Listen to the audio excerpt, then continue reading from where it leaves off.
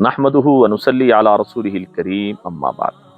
دین صفات کا مجموعہ ہے جس میں کچھ صفات ایسی ہیں جن کو سیکھ کر ان پر عمل کرنے سے پورے کے پورے دین پر چلنا آسان ہو جاتا ہے، جس میں سب سے پہلا ہے کلمہ طیبہ، لا الہ الا اللہ محمد رسول اللہ۔ اس کے لفظی معنی ہے اللہ کے سوا کوئی معبود نہیں اور محمد صلی اللہ علیہ وسلم اللہ کے آخری رسول ہیں۔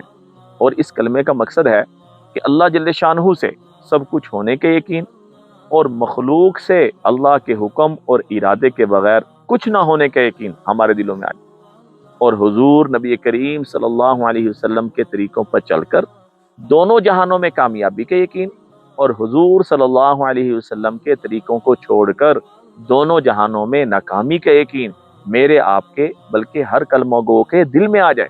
اس کلمے کی بڑی بڑی فضیلتیں ہیں۔ ایک بڑی اہم فضیلت کہ جو بندہ یا عورت دن میں یا رات میں کسی وقت بھی ایک دفعہ لا الہ الا اللہ محمد الرسول اللہ کہہ لے، اس کے نامہ اعمال سے فوراً سارے گناہ مٹا دیے جاتے ہیں اور اس کی جگہ نیکیاں لکھ دی جاتی ہیں۔